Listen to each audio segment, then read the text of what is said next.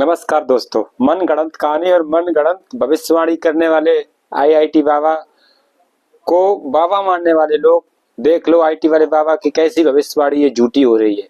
उन्होंने कहा था अभी कुछ दिन पहले एक प्रेडिक्शन दी थी कि इंडिया नहीं जीतेगी, और देखो इंडिया अच्छे रनों के साथ जीतने वाली है। इसलिए आईटी वाले बाबा को बाबा मानने वाले और भगवान मानने वाले ये अंधभक्तों, आप लोग कृपया सचेत हो जाएं कि ये कोई बाबा नहीं है। ये बस मनगढ़ंत द्वारा आप लोगों को झूठी मूठी कहानी बताते हैं और लोगों को उसमें अपने फेम पाने के लिए लोगों को झूठी मूठी की कहानी सुना के बस झूठी मूठी भविष्यवाणी करते रहते हैं। ये कोई बाबा नहीं है। जिसको सत्य का ज्ञान होता है वो चुप रहता है, क्योंकि ऐसे आपने बहुत से लोग देखे होंगे जिनको भविष्य का ज्ञान होते हुए भी चुप रहते थे। वाल्मीकि जी को देख लीजिए, जिन्होंने रामायण की रचना की थी, उनको सब कुछ पता था, लेकिन फिर भी वो उन्होंने कभी भविष्यवाणी जैसी बात नहीं की कि ये भविष्यवाणी में ही होगा। भविष्य का लिखा हुआ कोई भी नहीं जानता है। अगर विधाता के अलावा कोई भी व्यक्ति ये जान जाए ना कि कल क्या होगा, तो वो भगवान कहलाने लगेगा। इसलिए भगवान तो एक ही है और वो ही रहेगा।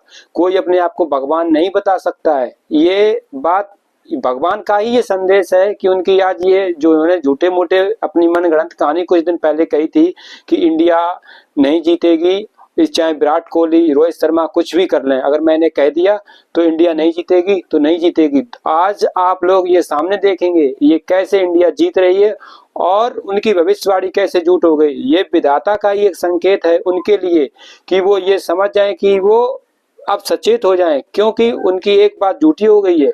अब इससे लोगों के ऊपर निगेटिव इम्पैक्ट पड़ेगा।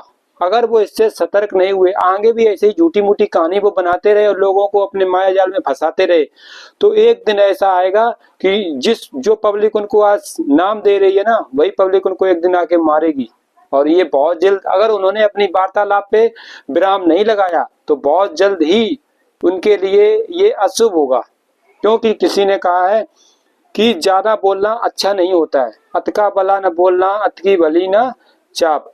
मतलब कि जो ज्यादा बोल देगा, अगर वो ज्यादा बोलेंगे तो वो उनके साथ ऐसा ही होगा। क्योंकि वो कई एक जगह जा रहे हैं, कई एक जगह भविष्यवाणी कर रहे हैं, वो हर एक चीज का ज्ञान दे रहे हैं लोगों को, तो उसके लिए ये ज्यादा उनका नाम और खराब हो जाएगा। क्योंकि उनको जो ख्याति और यश कीर्ति जो प्राप्त हो गया है ना, वो बहुत जल्दी कहीं ऐसा ना हो कि वो गंवा बैठे। क्योंकि जैसे ही उनके साथ ये होगा तो उनका बहुत बड़ा नाम डूब जाएगा जो उन्होंने नाम अपना कमा रखा है। इसलिए मेरी आप सभी लोगों से रिक्वेस्ट ये है कि आप जिसको भी भगवान मानते हैं आप उसको भगवान मानो। वो कोई भी भगवान नहीं है, ना कोई वो बाबा है।